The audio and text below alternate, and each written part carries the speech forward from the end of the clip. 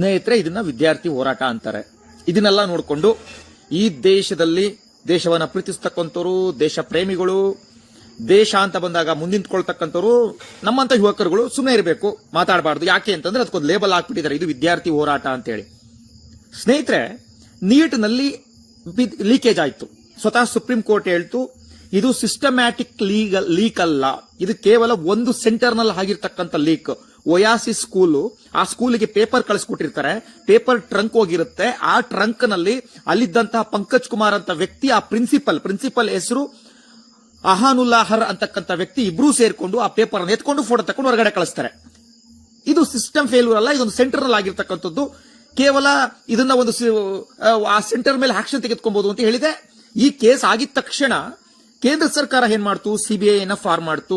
CBI form ಮಾಡಿ ಸುಮಾರು 45 ಜನರನ್ನ ಬಂಧಿಸ್ತು, 155 ವಿದ್ಯಾರ್ಥಿಗಳ ಫಲಿತಾಂಶವನ್ನ ರದ್ದುಗೊಳಿಸಾದ್ಮೇಲೆ ಇನ್ನೂ ಒಂದು ಹೇಳ್ತಾರಲ್ಲ, ಅಕೌಂಟಬಿಲಿಟಿ ಇಟ್ಕೊಂಡು ಧರ್ಮೇಂದ್ರ ಪ್ರಧಾನ್ ಅವರು ರಾಜೀನಾಮೆ ಕೊಡಬೇಕು ಅಂತ ಹೇಳಿ. ಯಾರದ್ದು ರಾಜೀನಾಮೆ ಕೇಳ್ತಕ್ಕಂಥದ್ದು ತಪ್ಪು ಅಂತ ನಾನು ಹೇಳಲ್ಲ. ಸುಪ್ರೀಂ ಕೋರ್ಟ್ ಸ್ವತಃ ಹೇಳಿದ್ಮೇಲೆ, ಎಲ್ಲ ಆಕ್ಷನ್ಗಳು ತೆಗೆದುಕೊಂಡ್ಮೇಲೆ, ಎಲ್ಲರನ್ನು ಬಂಧಿಸಾದ್ಮೇಲೆ ತದನಂತರ ರೀ ಎಕ್ಸಾಮ್ ಮಾಡಬೇಕು ಅಂತ ಹೇಳಿ ಇಡೀ ದೇಶದಲ್ಲಿ ಕಟ್ಟುನಿಟ್ಟಿನ ಕ್ರಮವನ್ನು ಕೈಗೊಂಡು ನರೇಂದ್ರ ಮೋದಿ ಅವರು ತನ್ನ ಟೂರ್ ಅನ್ನ ಕ್ಯಾನ್ಸಲ್ ಮಾಡಿ ಏರ್ಪೋರ್ಟ್ ನಲ್ಲಿ ಕಾಯ್ತಕ್ಕಂತ ಒಂದು ತೀರ್ಮಾನವನ್ನು ತೆಗೆದುಕೊಂಡು ನೀಟ್ ಎಕ್ಸಾಮ್ ರೀ ಎಕ್ಸಾಮ್ ಆದ್ಮೇಲೂ ಸಹ ಇವರು ಇದನ್ನ ಮಾಡ್ತಾ ಇರತಕ್ಕಂಥದ್ದು ಏಕೆ? ಅಕೌಂಟಬಿಲಿಟಿ ಅಂತ ಹೇಳ್ತಿದ್ದಾರೆ. ಅಕೌಂಟಬಿಲಿಟಿಗೂ ಹೇಳ್ಬಿಡ್ತೀನಿ. ಈ ಅಕೌಂಟಬಿಲಿಟಿನಲ್ಲಿ ಇವರು ಏನಾದ್ರೂ ರಾಜೀನಾಮೆ ಕೊಡ್ಲೇಬೇಕು ಧರ್ಮೇಂದ್ರ ಪ್ರಧಾನ್ ಅವರು ಅಂತ ಇದ್ರೆ, ಧರ್ಮೇಂದ್ರ ಪ್ರಧಾನ್ ಅವರು ಮಾಡಿರ್ತಕ್ಕಂಥ ತಪ್ಪಾದ್ರೂ ಏನು ಅಂತಕ್ಕಂಥದ್ದನ್ನ ಈ ದೇಶದ ಮುಂದೆ ತೋರಿಸಬೇಕಾಗತ್ತೆ. ಈ ಅಕೌಂಟಬಿಲಿಟಿಗೋಸ್ಕರನೇ NTA ನ್ಯಾಷನಲ್ ಟೆಸ್ಟಿಂಗ್ ಅಕಾಡೆಮಿಯ ಮಹಾನಿರ್ದೇಶಕ ಸುಬೋಧ್ ಕುಮಾರ್ ಸಿಂಗ್ ಅಂತಕ್ಕಂಥವ್ನ ಅಕೌಂಟಬಿಲಿಟಿ ಅಂದ್ರೆ ನೈತಿಕ ಹೊಣೆಗಾರಿಕೆಯನ್ನು ಒತ್ತು ರಾಜೀನಾಮೆ ಕೊಡಬೇಕು ಅಂತ ರಾಜೀನಾಮೆ ಕೊಡಿಸಿದ್ದಾರೆ. ಅಕೌಂಟಬಿಲಿಟಿ ಮಾತಾಡ್ತಕ್ಕಂಥ ಈ ಕಾಂಗ್ರೆಸ್ನವ್ರಿಗೆ ನಾನು ಕೇಳಲು ಇಷ್ಟಪಡ್ತೀನಿ. ಈ ರಾಜ್ಯದಲ್ಲಿ ಮೂಢ ಹಗರಣ ಆಯ್ತು, ನಿಮ್ಮ ಸಿದ್ದರಾಮಯ್ಯನವರು ರಾಜೀನಾಮೆ ಕೊಟ್ರ. ಈ ರಾಜ್ಯದಲ್ಲಿ ವಾಲ್ಮೀಕಿ ನಿಗಮ ಮಂಡಳಿ ಆಯ್ತು, ಆ ಅಕೌಂಟಬಿಲಿಟಿ ನೈತಿಕ ಹೊಣೆಗಾರಿಕೆಯನ್ನು ಒತ್ತು ಈ ರಾಜ್ಯದ ಮುಖ್ಯಮಂತ್ರಿ ರಾಜೀನಾಮೆ ಕೊಟ್ರ ಅಥವಾ ಯಾವ್ದಾದ್ರು ಸಚಿವರ ಶಾಸಕತ್ವವನ್ನು ರದ್ದುಗೊಳಿಸಿದ್ರ? ಈ ರಾಜ್ಯದಲ್ಲಿ ಸಚಿನ್ ಪಾಂಚಾಲ್ ಅಂತಕ್ಕಂಥ ಒಬ್ಬ ಗುತ್ತಿಗೆದಾರ ಸ್ವತಃ ಪ್ರಿಯಾಂಕಾ ಖರ್ಗೆ ಅವರ ಹೆಸರನ್ನ ಬರೆದು ಸ್ವತಃ ತಾಲೂಕು ಕಚೇರಿನಲ್ಲಿ ಸೂಸೈಡ್ ಮಾಡ್ಕೊಳ್ತಾನೆ. ಆಗ ನಿಮ್ಮ ಪ್ರಿಯಾಂಕಾ ಖರ್ಗೆ ಅವರು ರಾಜೀನಾಮೆ ಕೊಟ್ರ. ಈ ರಾಜ್ಯದಲ್ಲಿ ಟೆರರಿಸ್ಟ್ಗಳು ತಗೊಳಕೊಂತಾರೆ. ಈ ರಾಜ್ಯದಲ್ಲಿ ಡ್ರಗ್ಸ್ ಮಾಫಿಯಾ, ಡ್ರಗ್ಸ್ ಫ್ಯಾಕ್ಟರಿ ತಗೊಳಕೊಳ್ಳುತ್ತೆ ಮೈಸೂರಲ್ಲಿ ಮೊಟ್ಟ ಮೊದಲ ಬಾರಿಗೆ 3-4 ಬಾರಿ. ಆಗ ಈ ರಾಜ್ಯದ ಹೋಮ್ ಮಿನಿಸ್ಟರ್ ಆಗಿದ್ದಂತಹ ಪರಮೇಶ್ವರ್ ಅವರು ರಾಜೀನಾಮೆ ಕೊಟ್ರ. ಅಕೌಂಟಬಿಲಿಟಿ ಬಗ್ಗೆ ಮಾತಾಡ್ತಿದ್ದೀರಿ, ಆದ್ರೆ ನಿಮಗೆ ಇದ್ರ ಬಗ್ಗೆ ಮಾತಾಡ್ತಕ್ಕಂಥ ನೈತಿಕತೆ ಇದೆಯಾ ಅಂತಕ್ಕಂಥದ್ದು ಒಂದು. ಮತ್ತೆ ಇವತ್ತು ರಾಹುಲ್ ಗಾಂಧಿ ಅವರು ಇವತ್ತು ಬಂದು ಮಾತಾಡ್ತಾ ಇದ್ದಾರೆ. ನಾನ್ ಕೇಳ್ತಕ್ಕಂಥದ್ದು, ಈ ರಾಹುಲ್ ಗಾಂಧಿ ಅವರು ಯಾಕೆ ಪದೇ ಬೇರೆ ದೇಶಕ್ಕೂ ಕಾಣೆ ಆಗ್ತಾರೆ?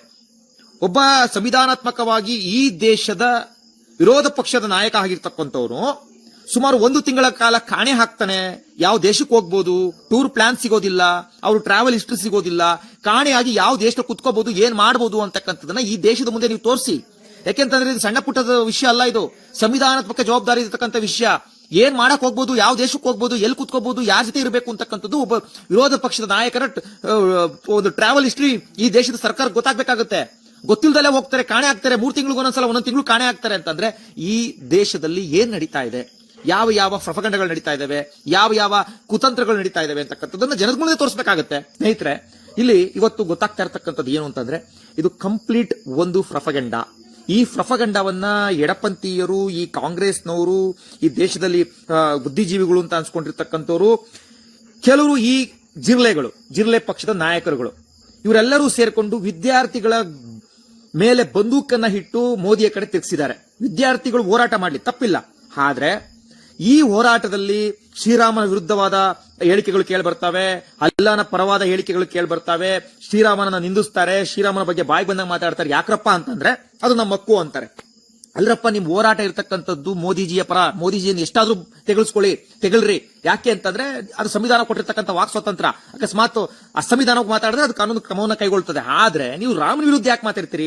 ಇಲ್ಲಿ ಒಂದಾಗಿರ್ತಕ್ಕಂಥದ್ದು ಏನು ಅಂತಂದ್ರೆ, ಕೆಲವು ಹಿಂದೂ ವಿರೋಧಿಗಳು, ದೇಶದ್ರೋಹಿಗಳು, ಭಾರತ್ ತೇರೆ ತುಕಡೆ ಹೋಂಗೆ ಅಂತ ಅಂದಂತವ್ರು ಎಲ್ಲಾ ಸೇರ್ಕೊಂಡು ಒಂದು ದೊಡ್ಡ ಹೋರಾಟವನ್ನ ದೇಶದಲ್ಲಿ ಅಶಾಂತಿಯನ್ನು ಸೃಷ್ಟಿ ಮಾಡಬೇಕು, ಅಜಾಗೃತಿಕತೆಯನ್ನು ಸೃಷ್ಟಿ ಮಾಡಬೇಕು, ಜನ್ಜಿಗಳನ್ನ ಎತ್ಕಟ್ಟಬೇಕು ಅಂತ ಅನ್ಕೊಂಡಿದ್ದವರೆಲ್ಲ ಸೇರ್ಕೊಂಡು ಒಂದು ಹೋರಾಟವನ್ನ ಮಾಡ್ತಿದ್ದಾರೆ.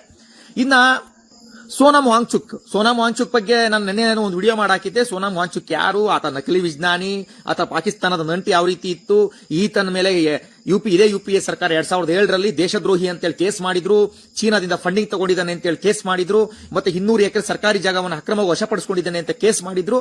ಆದ್ರೂ ಸಹ ನಾವು ವಾಂಗ್ಚುಕ್ ಅವರಿಗೆ ಗೌರವ ಕೊಡೋಣ. ಯಾಕೆ ಅಂತಂದ್ರೆ ಒಬ್ಬ ನಕಲಿ ವಿಜ್ಞಾನಿಯ ಬಗ್ಗೆ ಮಾತಾಡ್ಬಿಟ್ರೆ ಪಾಪ ಇಲ್ಲಿರ್ತಕ್ಕಂಥ ಯೂಸ್ಲೆಸ್ ಫೆಲೋಸ್ ಗಳಿಗೆಲ್ಲ ಬೇಜಾರಾಗ್ಬಿಡ್ತದೆ. ಸ್ನೇಹಿತರೆ, ಇಟ್ಸ್ ಕಾಲ್ಡ್ ಕಂಪ್ಲೀಟ್ ಪ್ರೊಪಗಂಡಾ. ದೇಶದಲ್ಲಿ ಅಜಾಗೃತಿ ಸೃಷ್ಟಿ ಮಾಡ್ಲಿಕ್ಕೋಸ್ಕರ ಇಲ್ಲಿನ ಸಂಪತ್ತನ್ನ ನಾಶ ಮಾಡಬೇಕು, ಇಲ್ಲಿ ದೇಶದಲ್ಲಿ ಅಶಾಂತಿಯನ್ನು ಕ್ರಿಯೇಟ್ ಮಾಡಬೇಕು, ಇಲ್ಲಿ ನೆಮ್ಮದಿಯನ್ನು ಹಾಳು ಮಾಡಬೇಕು ಅಂತಕ್ಕೋಸ್ಕರ ಮಾಡ್ತಿರ್ತಕ್ಕಂಥ ಈ ಹೋರಾಟ ಜಾಸ್ತಿ ಸಹ ನಡೆಯೋದಿಲ್ಲ. ನಿಮ್ಮ ಆಟ ಜಾಸ್ತಿ ನಡೆಯೋದಿಲ್ಲ.